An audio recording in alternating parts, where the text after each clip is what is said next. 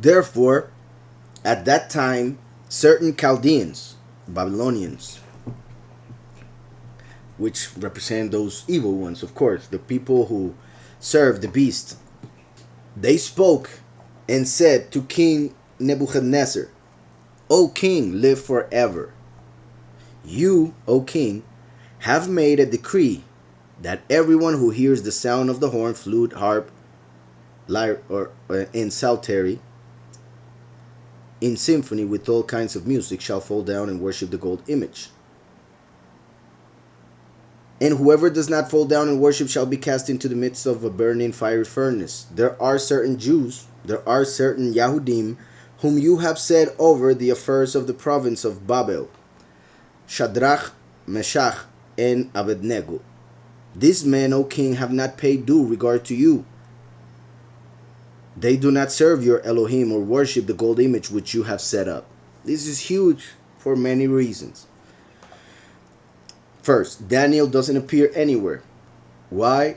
According to the historical account, he had been sent on an errand by the king and wasn't present at this moment, so they didn't mention him. And if that is so, Yahweh made it happen, of course, because this chapter had to be written this way in order for us to understand the prophetical shadow that is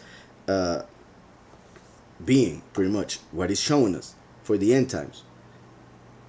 And I will explain a little bit more in a moment. Second, the fact that they are called by their Babylonian names, which shows that they are representing people who do not refer to Yahweh through his name, but decided to use the name that Babel uses or has given them to use.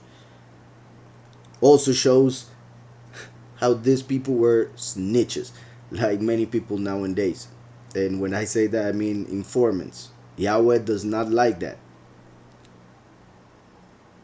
So and that's why the enemy loves it, and he uses what people call, like I just said, snitch, rats, informants, all of that. Those people are basically betraying when they are doing that, informing. So they are not righteous people. When a person acts that way, they are not acting righteous. Yahweh knows all things. He takes care of all things. We shouldn't be the ones coming to him and telling him, oh, do you know that this person is a liar and a murderer? You should kill him. What I mean by that is that we must always look for mercy when it comes to our prayers to the Most High, even when we are hurt, or at least help us to not get hurt, but we shouldn't be looking for the pain or destruction of others, as these people were doing, which is just like many people do nowadays through their prayers, their religions, their hearts, and all of that. So it said, and whoever does not fall down and worship shall be cast into the midst of a burning fiery furnace. There are certain Yahudim whom you have set over the affairs of the province of Babel. So they were jealous that these three Yahudim were so important, more important than them, and they were not doing this. There are certain Yahudim whom you have set up over the affairs, of the province of Babylon, Shadrach, Meshach, and Abednego. These men, O king, have not paid due regard to you. They do not serve your Elohim or worship the gold image which you have set up. So this represents, as I have said before, Daniel and his three friends represent the few and the many.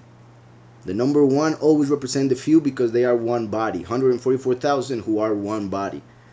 The many are represented by the number 3 for several reasons. Like, well, the 4 makes the 4 corners of the earth.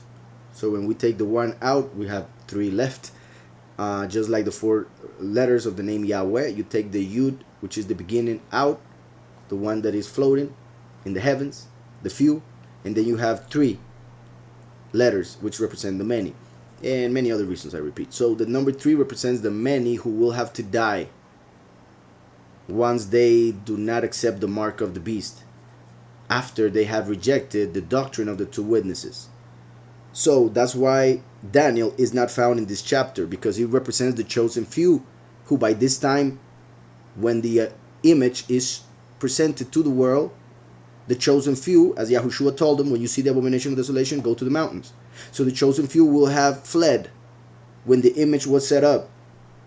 So when the informants of the beast come to him with that information regarding who is not worshiping the image, they will only be able to talk about the many, because they won't find the few. They won't find Daniel, so they will have to talk about the many, his 3 friends, whom they will find in their houses, most of them, or jobs. That's why Yahushua said, go to the mountains, because that night 2 will be in one house, 1 will be taken, and 1 will be left. 2 will be in the field, 1 will be taken, and 1 will be left. To Christians, that is the rapture. And yeah, there will be a rapture, but by the beast, who will take those who do not worship him, just like he took these 3 friends of Daniel. If you read the whole context of that chapter, of Matthew 24, Luke 17, and Mark 13, you will see that there are 3 people. One who goes to the mountains, he gets saved. One who's taken, he gets killed. One who is left, he gets the mark of the beast, and therefore will be thrown in the lake of fire when judgment comes.